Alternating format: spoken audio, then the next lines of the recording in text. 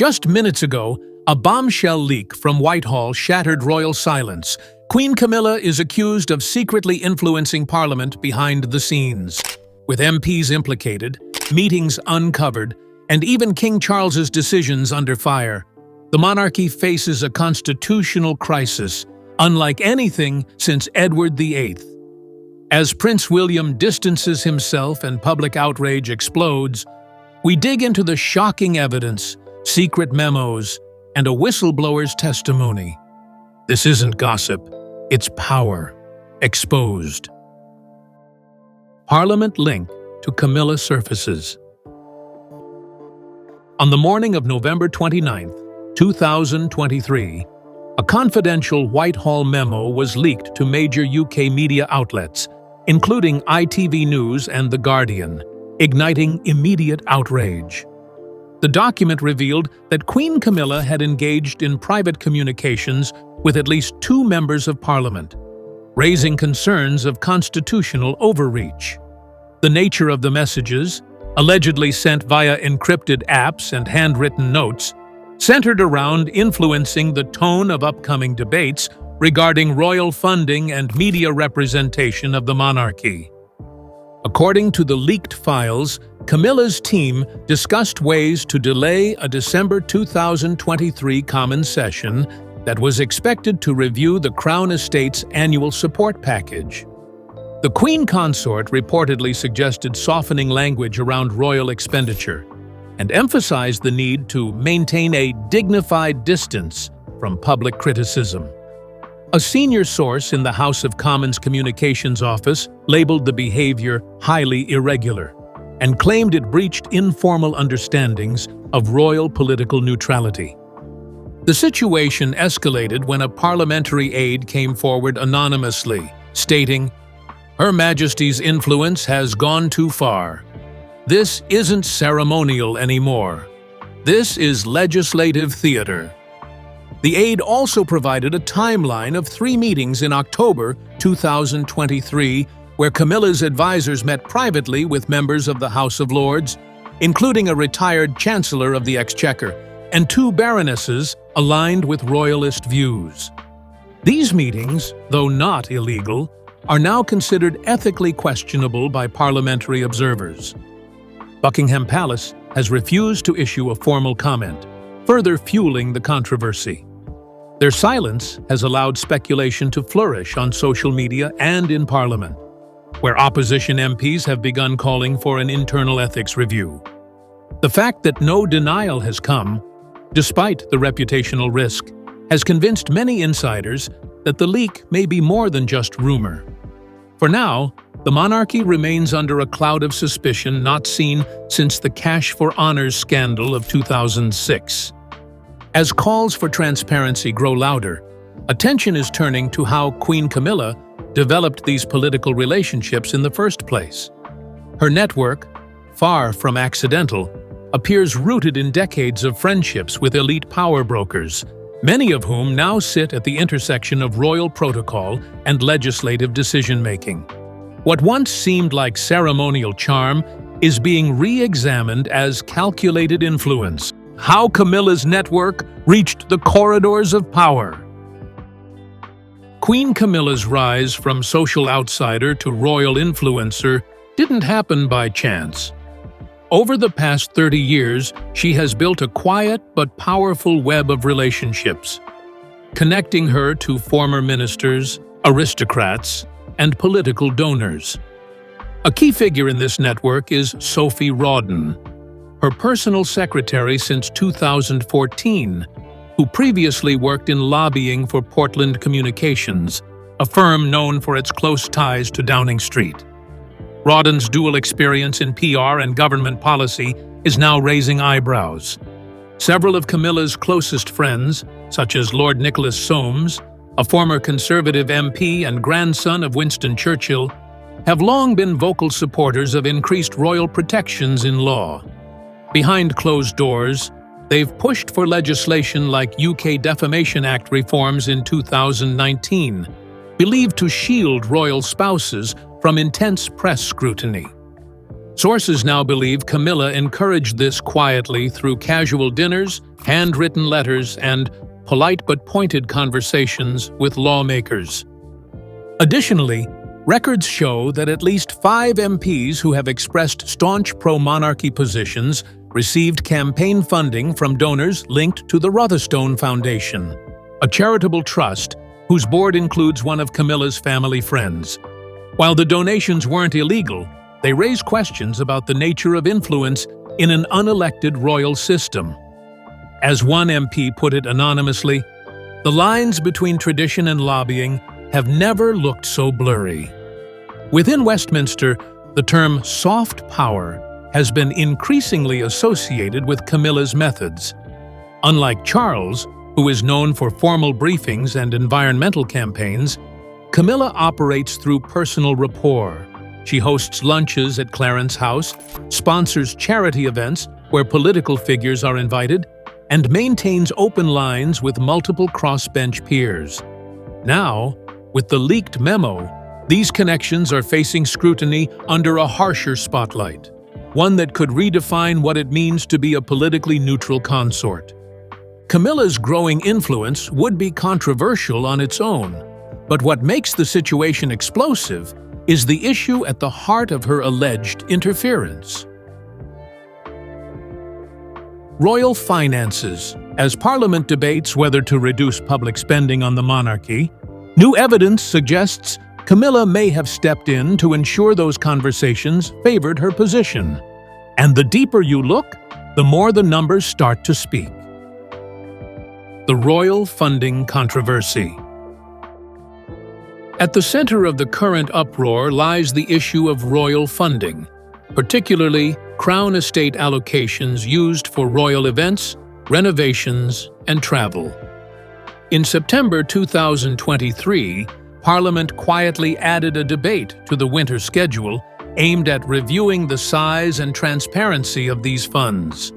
One motion, introduced by Labour MP Stella Downing, proposed a 15% reduction in non-essential spending tied to royal residences, especially those undergoing updates not related to safety or accessibility. Oddly, the debate, originally scheduled for December 5, 2023, was postponed with no public reason given.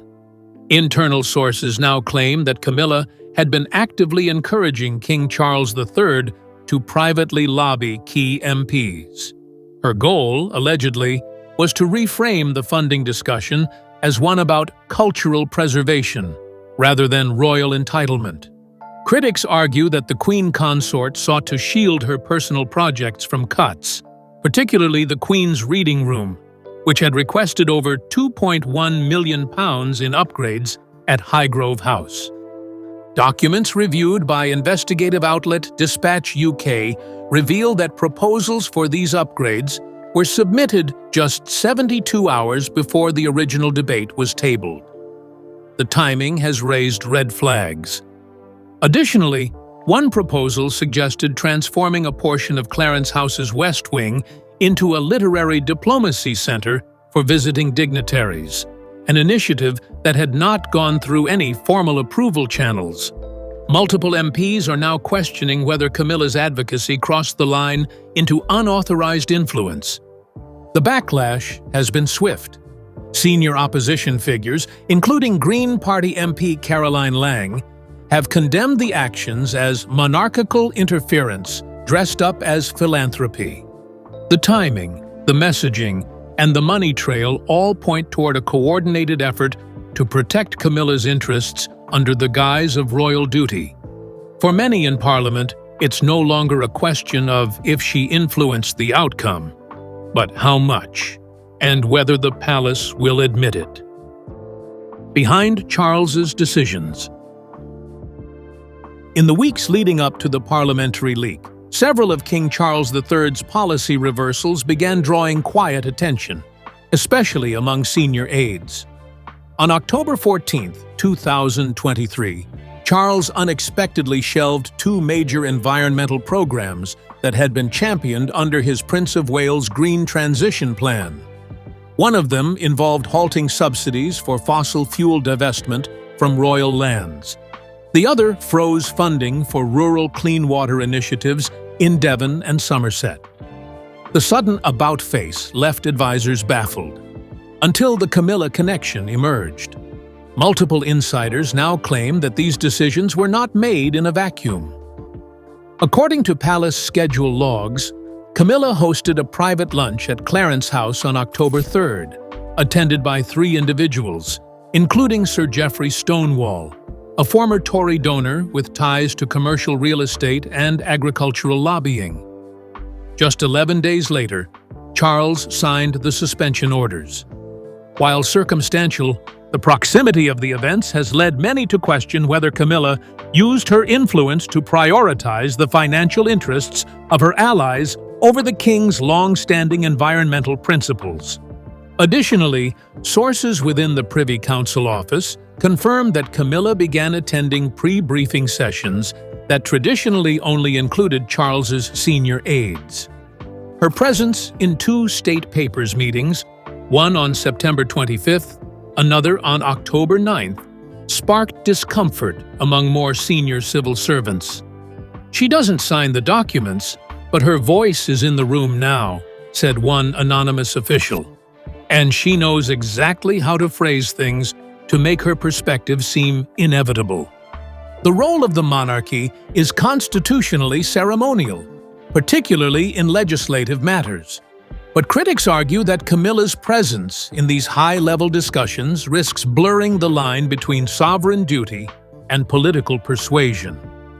Former courtier Nigel Rowland, who served under Queen Elizabeth II, warned in an interview with Sky News, "A consort is not meant to shape policy.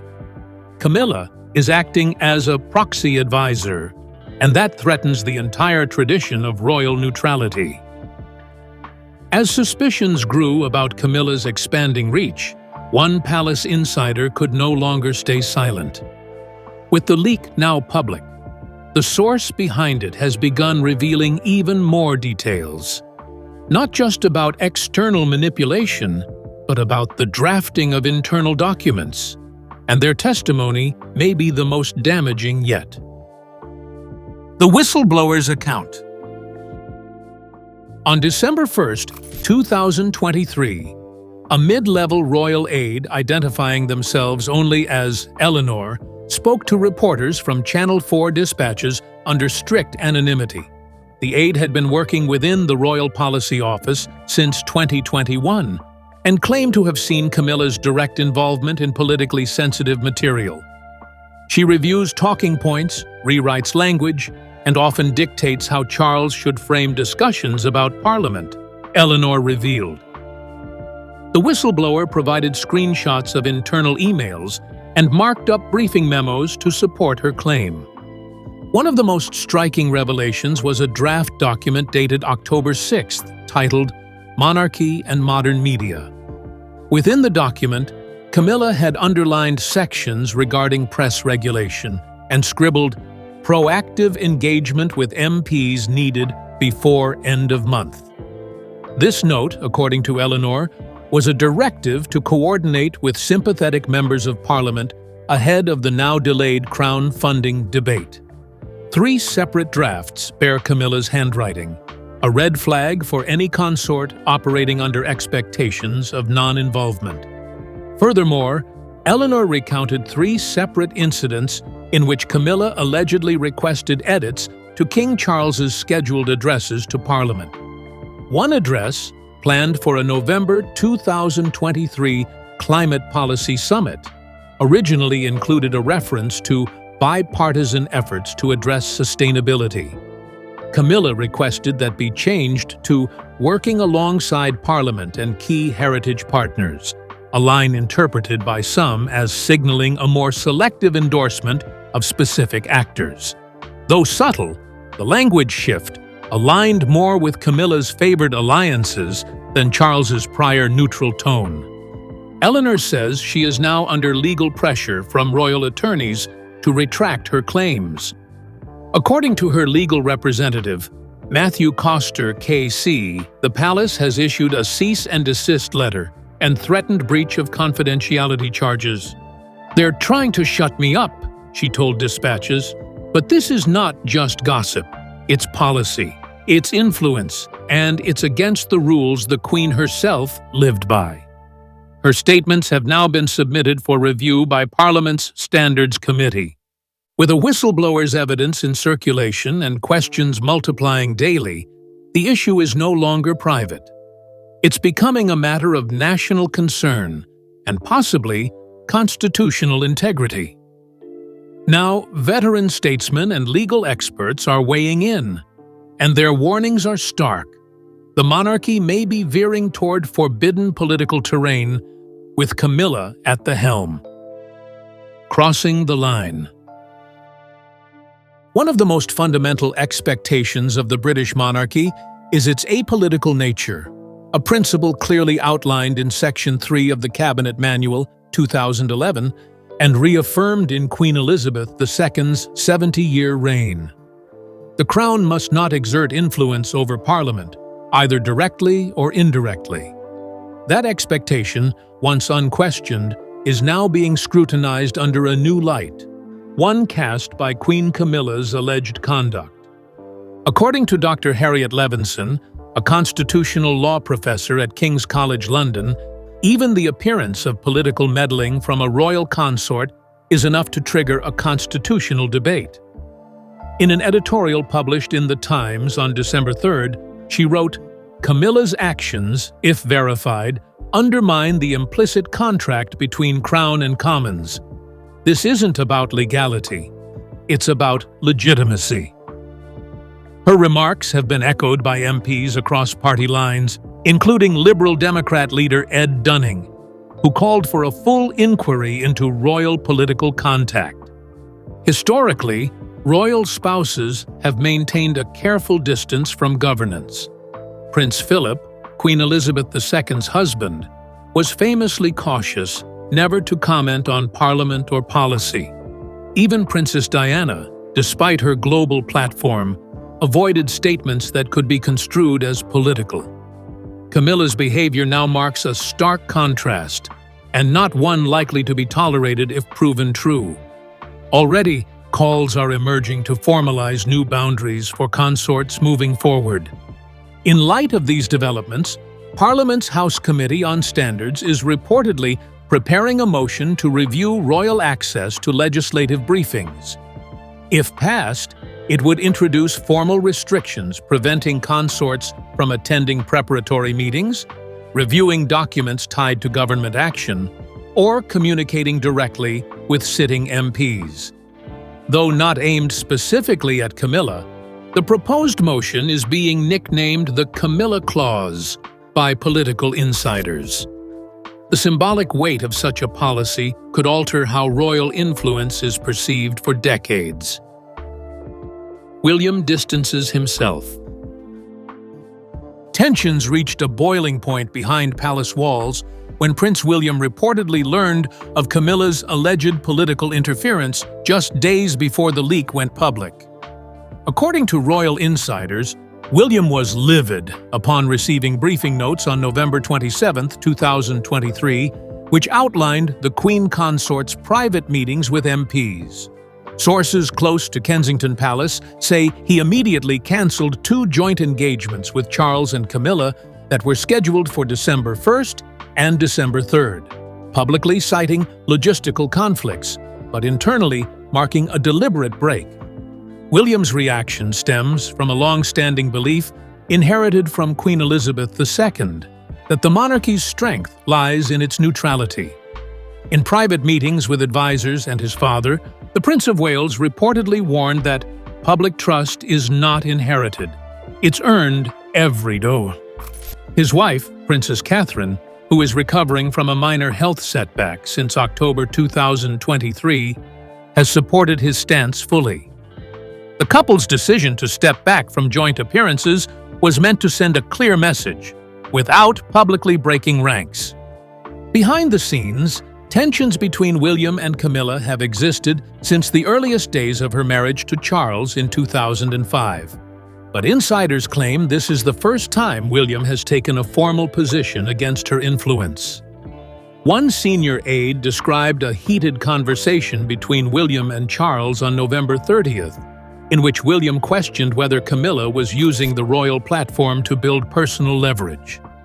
Charles was said to be deeply conflicted, torn between his role as monarch and husband. The optics of this divide have not gone unnoticed.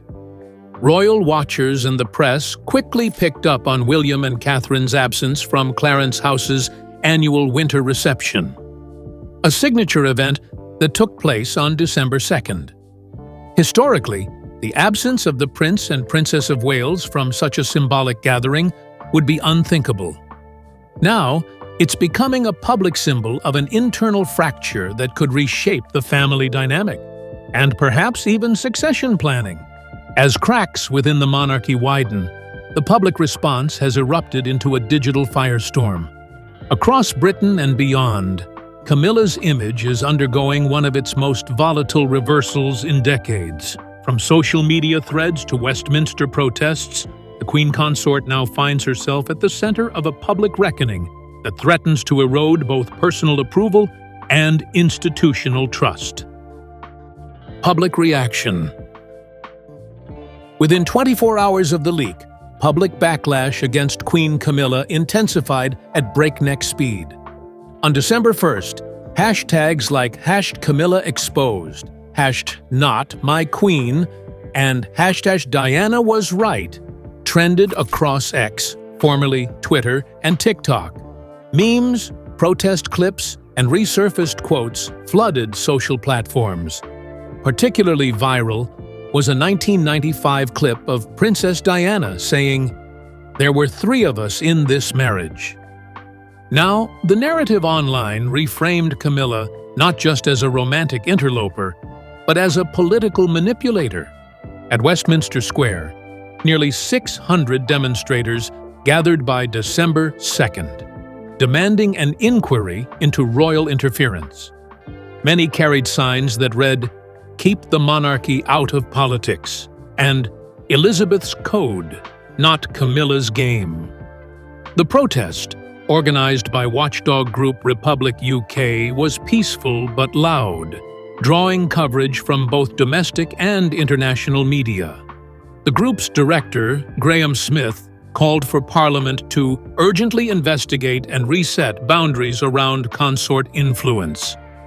Polling data released by YouGov on December 3rd painted a stark picture.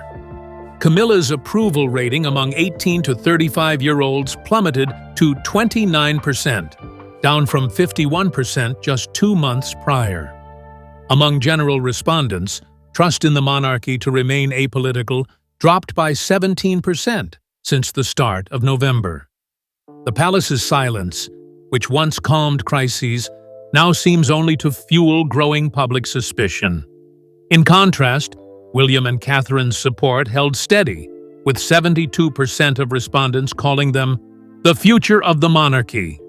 Critics and commentators continue to draw comparisons to Queen Elizabeth II, who was revered for her strict neutrality, even in the face of political storms like the Brexit vote in 2016. For many Britons, Camilla's actions represent a betrayal of that legacy. As public opinion fractures, the monarchy faces a deeper question.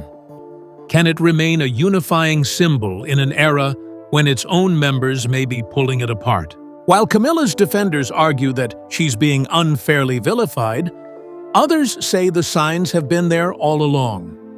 From the earliest days of her involvement with Charles, Camilla has been known for quiet influence. Now, historians and royal insiders are revisiting her long-cultivated strategies and asking whether this latest scandal is a continuation of a pattern long overlooked. Camilla's past re-emerges. Though much of Queen Camilla's current role appears ceremonial, her history reveals a more strategic pattern of behind-the-scenes involvement. Royal biographers, including Penny Junor and Tom Bower, have previously described Camilla as an operator who excels at controlling narratives without stepping in front of a microphone. These qualities, admired by some, are now being reinterpreted as signs of a deeper ambition. one that extends beyond the traditional role of consort. In the early 2000s, Camilla played a pivotal role in reshaping Prince Charles's public image, particularly during the transition from scandal to stability after Princess Diana's death in 1997. She worked closely with media consultant Mark Boland, who engineered positive press strategies and developed relationships with key outlets like The Telegraph and Daily Mail. Leaked emails from 2002 even suggested that Camilla had reviewed and approved talking points for a BBC documentary that portrayed her sympathetically. Her political proximity wasn't limited to the media. Reports from 2008 show Camilla attending private dinners with peers in the House of Lords, discussing education and charitable legislation linked to her patronages. Though these events were low profile, their guest lists included sitting ministers, former lobbyists, and influential donors. At the time, no formal questions were raised, but today those dinners are being re-examined under a much more skeptical lens. Critics argue this pattern reveals a consort with a calculated long-term strategy. Use charm and quiet access to shape both perception and policy. Supporters, however, insist she has always acted in the monarchy's best interest, simply filling a vacuum left by Elizabeth's passing. Still, the resurfacing of these old behaviors has renewed scrutiny. If Camilla's influence was once carefully hidden, it is now painfully exposed, and the consequences are unfolding in real time. With public trust shaken, Parliament alarmed, and the firm internally divided, all eyes now turn to the monarchy itself. The question facing King Charles isn't just whether Camilla crossed a line, but whether the crown can survive the fallout. In a post-Elizabeth world, the stakes have never been higher. The monarchy at risk. Parliament's Standards Committee is considering launching a full ethics investigation into royal political interference. Though unprecedented, the inquiry may focus not only on Queen Camilla's conduct, but also on systemic weaknesses in how the monarchy interacts with elected officials. Senior MPs, including Keir Starmer and Penny Mordaunt, have expressed cautious support for tightening boundaries around royal access to policy briefings. Behind the scenes, King Charles III is under increasing pressure to address the scandal publicly. Royal sources say he is weighing a formal statement to reaffirm the monarchy's political neutrality, possibly during the Christmas Day broadcast on December 25th. A moment of high symbolic importance. Such a move would mirror Queen Elizabeth II's 1992 Annus Horribilis speech, which sought to stabilize the monarchy during a year of crisis. If Charles refuses to act, Parliament may step in. There are growing whispers about limiting the consort's access to official briefings or even suspending certain informal privileges afforded to Queen Camilla. While these measures would not strip her title, they would effectively curtail her influence, marking a dramatic shift in royal protocol. Legal scholars have noted that no such restriction has ever been imposed on a consort since the 1801 Regency crisis. The larger question looms: has Camilla's ambition endangered the very institution she sought to strengthen? With internal family tensions at a peak and public opinion swinging toward reform, the monarchy faces one of its most precarious moments since Edward VIII's abdication in 1936. Whether this ends with quiet corrections or public reform, one thing is certain: the age of untouchable royalty is fading fast, and Camilla may be its final turning point. As the monarchy's carefully guarded veil begins to unravel, the stakes couldn't be higher. Will Camilla face real consequences? Or will palace machinery bury this storm once more? With Parliament poised to investigate and Prince William stepping into the light, this moment could redefine royal influence forever. Subscribe for the full truth as it unfolds. And remember, in this family, nothing leaks without meaning. This is only the beginning.